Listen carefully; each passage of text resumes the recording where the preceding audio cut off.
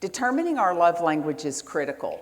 People don't give and receive love in the same way. Most people think the way we want to be loved is the way that others want to be loved. When you speak different languages, it becomes difficult to stay in love and to fill each other's emotional needs.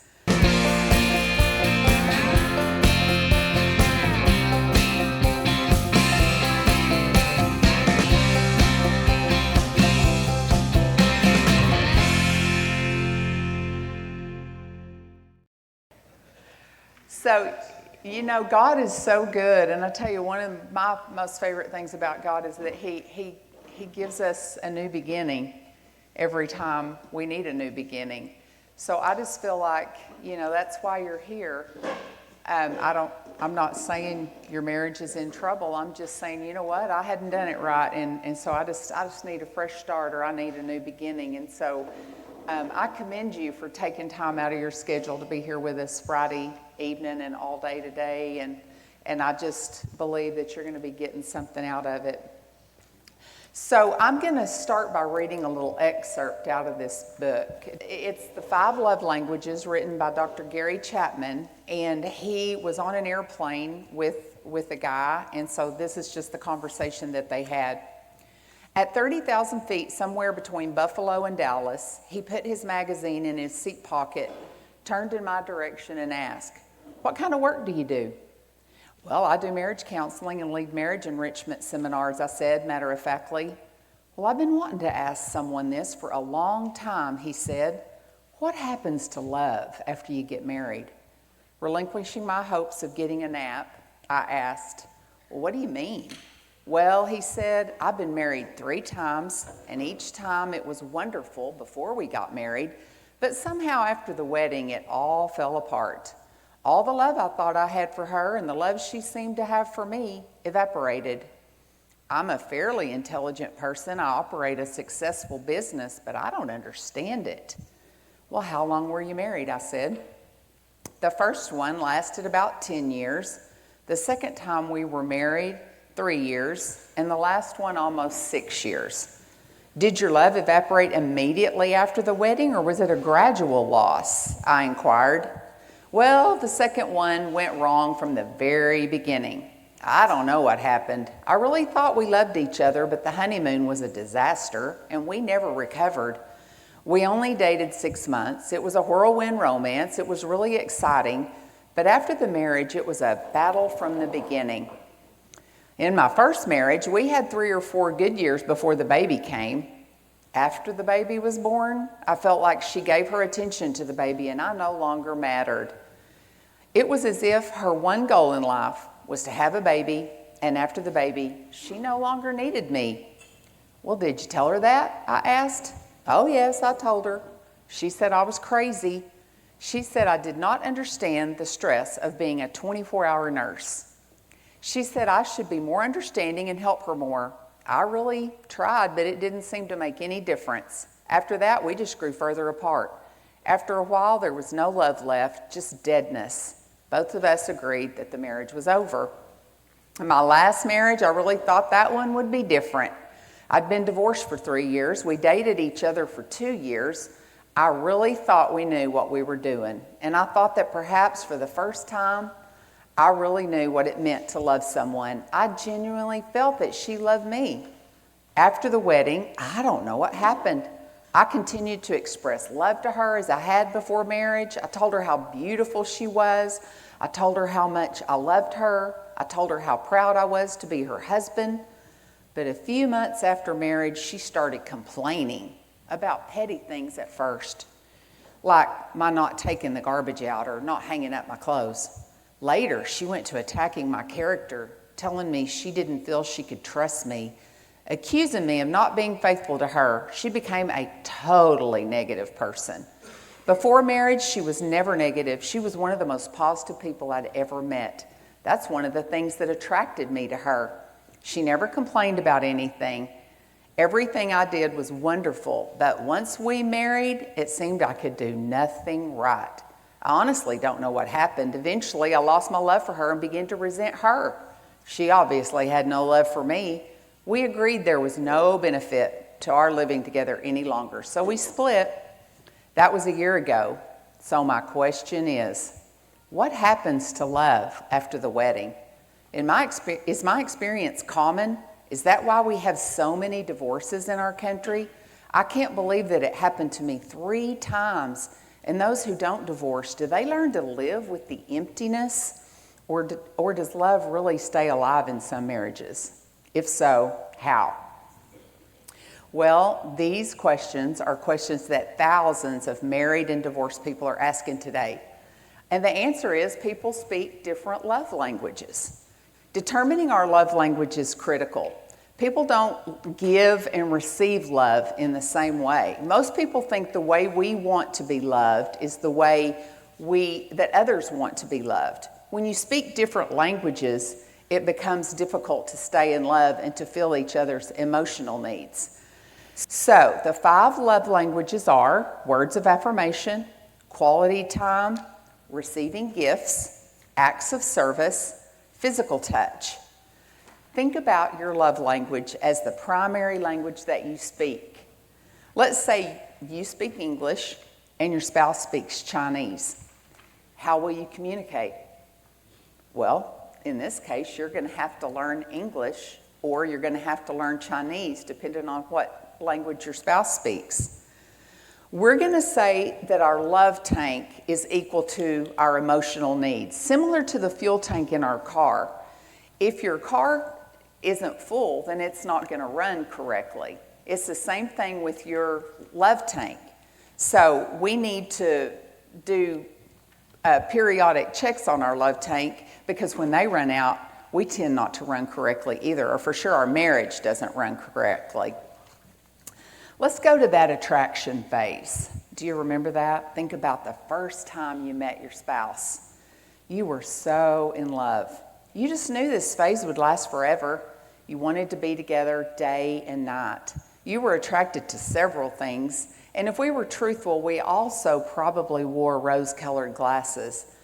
They act in a certain way or do something, but we don't think they can do any wrong. So I want to tell you about Roger and I's first date. Well, first of all, when I met him, I remember seeing him, and we met July 4th, 1986 at the Clarendon 4th of July Rodeo and Dance. And I remember seeing him in his Wrangler jeans and his cowboy hat, and he tall, dark, and handsome, and I thought, wow, I'd sure like to meet that guy. Well, anyway, we hit it off, and we started talking about tractors and farming, and we both were going to tech, and anyway, it was an instant attraction. And so, rock on a little bit, he asked me out on a date. I was in Dallas, I'd graduated, I was working my first job, and he was still in school, so he called and asked me to fly into Lubbock, and we were going to go to the George Strait concert. So I got off the plane, and we went straight to the Civic Center in Lubbock, Texas, and the concert was amazing. We were walking back to the car, and he hiked his leg and passed gas right before we got to the pickup. So those rose-colored glasses that I just mentioned, I had them on. It was like he could have slapped me across the face. It wouldn't have mattered. I was so infatuated with him. It was like, oh, well, that didn't bother me. He said, I'm so sorry. I can't believe I did that. And I was thinking, well, I really can't believe you did it either, but it's okay. And I said, oh, don't worry about it. I have an older brother, so, that's no big deal. But anyway, those are those rose-colored glasses that I'm talking about, how they really do aggravating things, but they don't bother you in that infatuation stage. That attraction stage usually lasts about 2 years, and then all of a sudden, love begins to fade a little bit, and you begin to see the negative things that your partner that bother you, that you once would ignore. Well, that's where we really need to just dig in.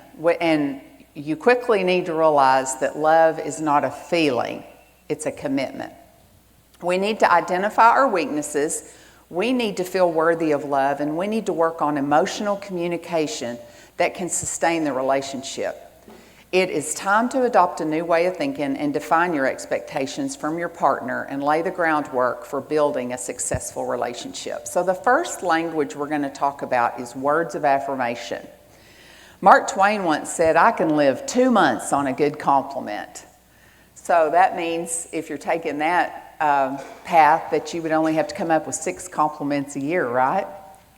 Well, the Bible also says that the power of life and death are in the tongue. Your words are powerful. Think how you feel when you receive a compliment. For those who this is your first love language, you desire to hear those positive things, those compliments, those words of affirmation from your partner. It can be simple. You look nice, or wow, supper was delicious. Or maybe it's a thank you, just a simple thank you. Thanks so much for helping out with the kids whenever I was running my errands. Or thanks for organizing the garage and keeping it so clean. Maybe your spouse is wanting to try something new. Well, you need to use encouragement to help inspire them and give them courage and push them in the direction they want to go. Use kind words even when you're harboring resentment and living in the past. Really, we should probably just clarify that by saying it's useless to live in the past. Leave failures behind and live in the present. Forgive your partner and create an environment where you share kind words. We always need to realize the tone we use and whether we're nagging or encouraging. A client of Dr. Chapman's walked into his office and she said, I can't believe my husband hadn't painted the bedroom after 9 months of telling him to do so. And she was just really put out with it. And Dr. Chapman suggested, well, why don't, for the next several weeks, you just start affirming him and complimenting him and pointing out all the great things that he is doing.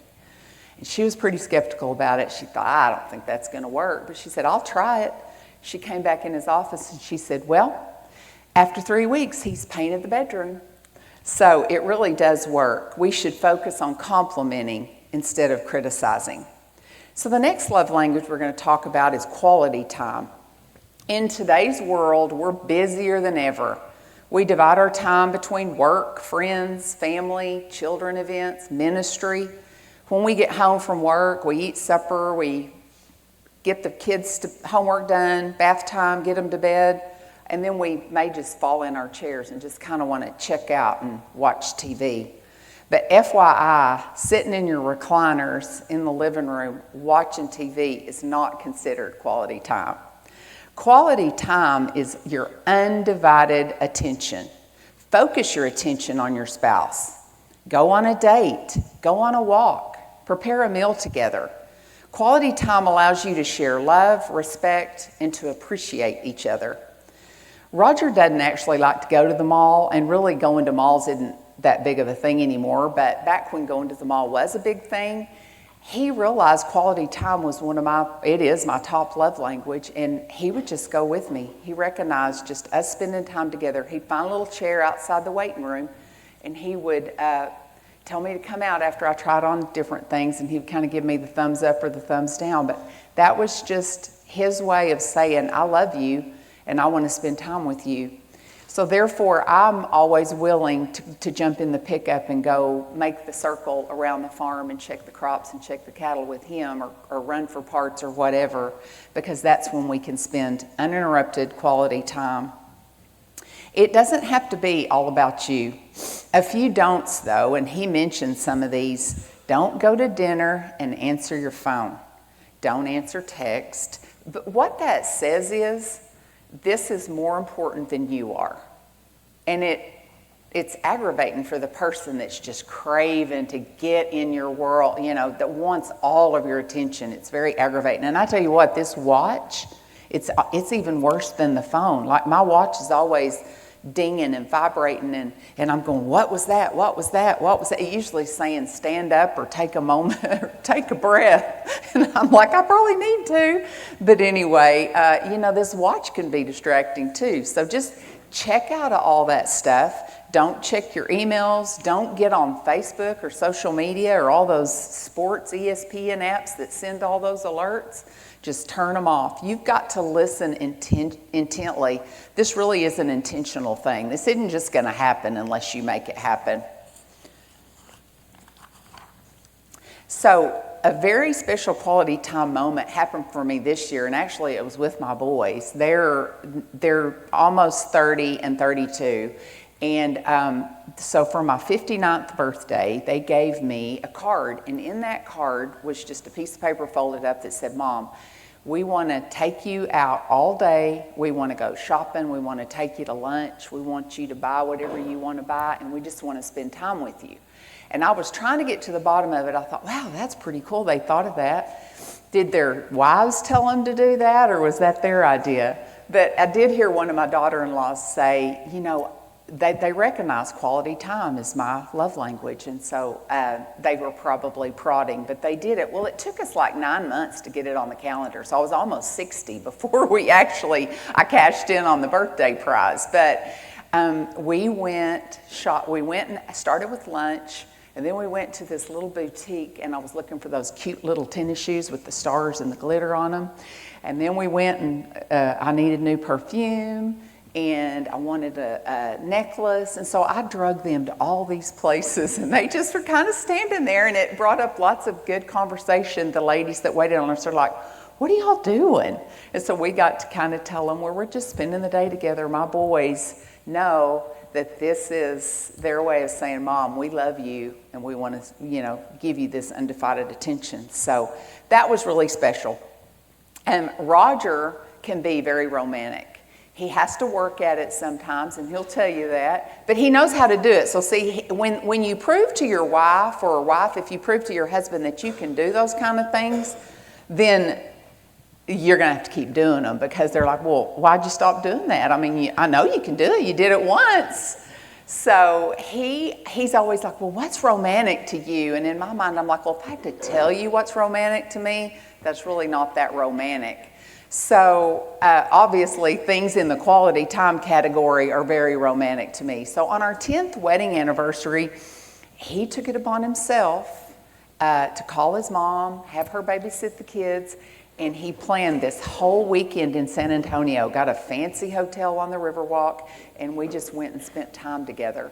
And that's still, we've had lots of anniversaries since then, and they've all been good, but that one stands out because he planned it all, and he's the one that did that just for me. On the flip side of that, though, and he mentioned this a little bit, occasionally I have to say to him, "Okay, I'm feeling like I'm about 10th on the priority list, and I need to be moved up quickly to the top of the list." And he's real good to put the phone down, or for us to, he says, "Okay, tomorrow at lunch or tomorrow night, we're gonna go on a date. We're gonna spend some time." So, you just have to carve it out. All right, the next love language is receiving gifts. Sometimes we think these people are materialistic, but that really isn't true. Gifts don't have to be expensive, and they can come in many forms. The gift itself doesn't matter. It's the act of giving that matters the most. Every gift you give your spouse resonates with the love you have for them.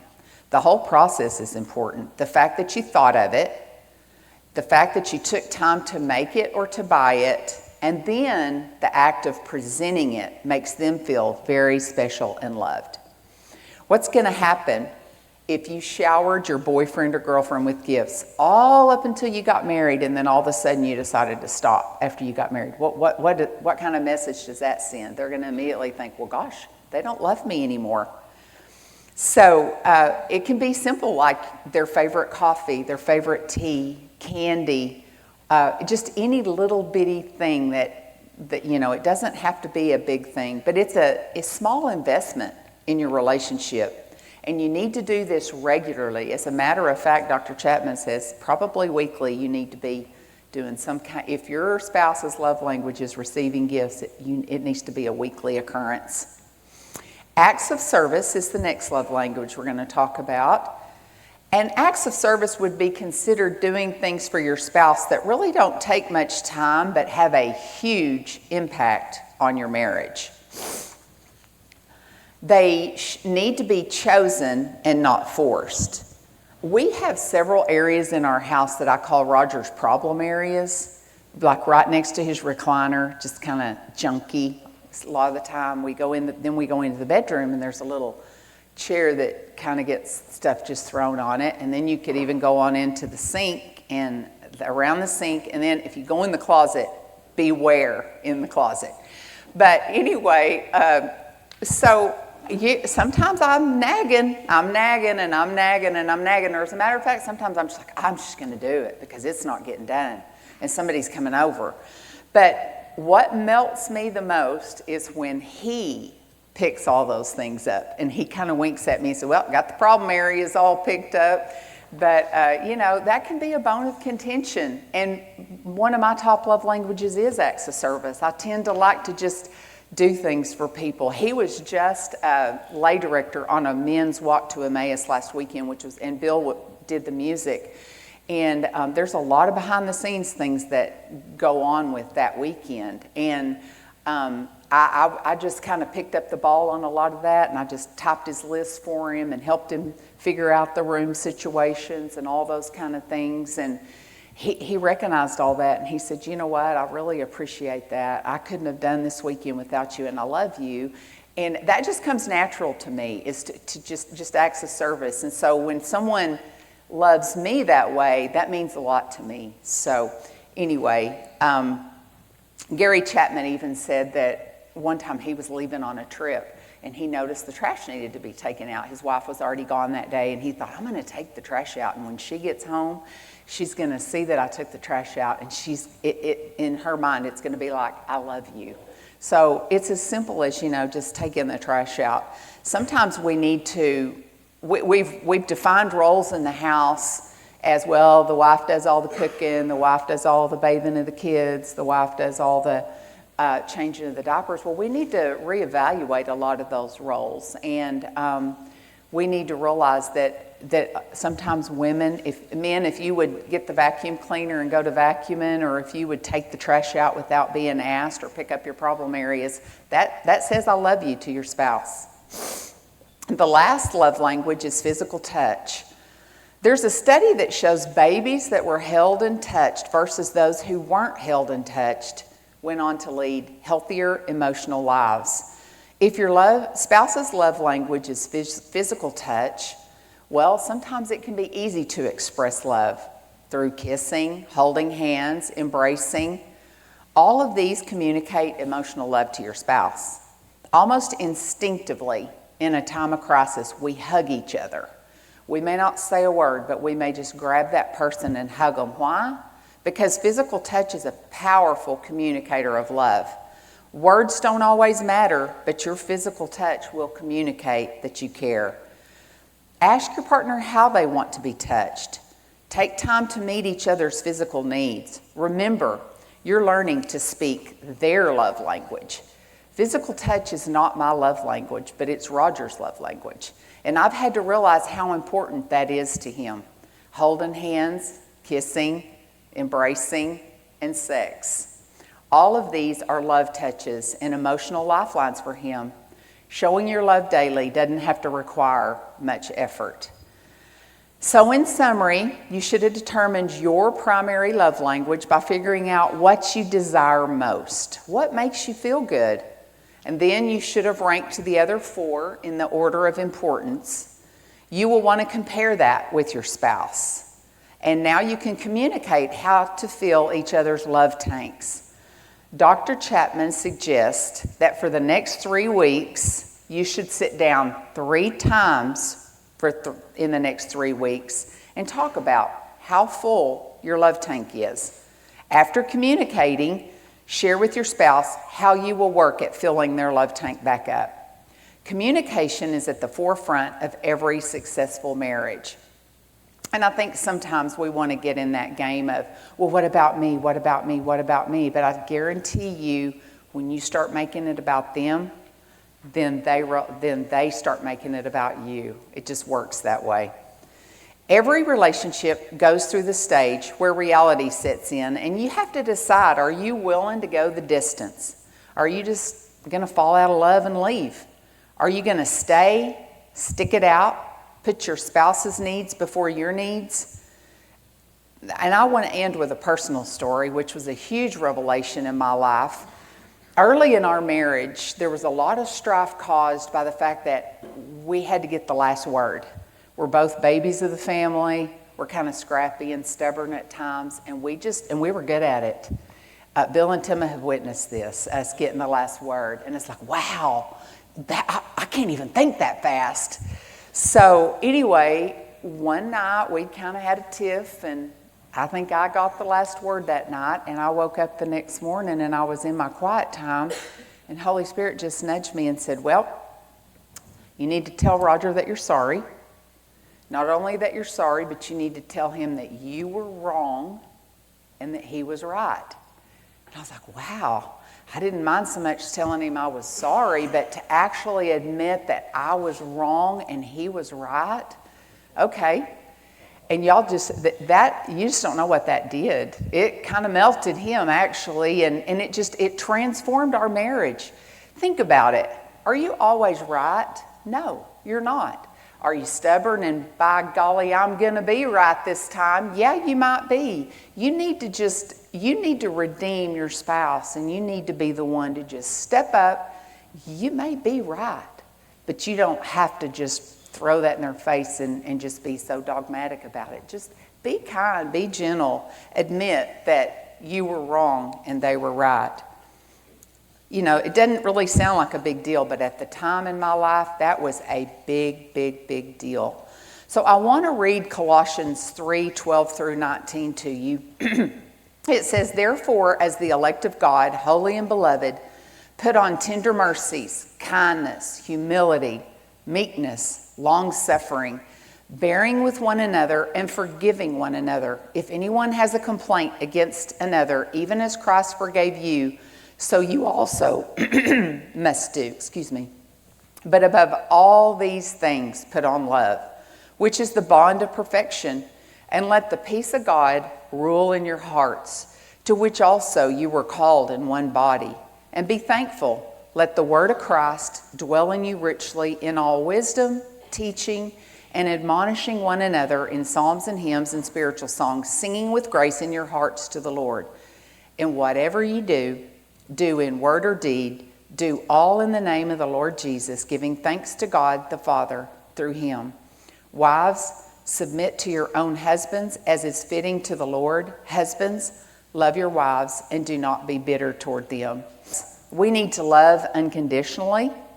We need to work at meeting our spouse's needs, being quick to forgive. Stop thinking about ourselves first. You need to learn your spouse's love language. That's what I hope this whole session has been about. Learn something. Figure out how you can love them the way they feel the most love.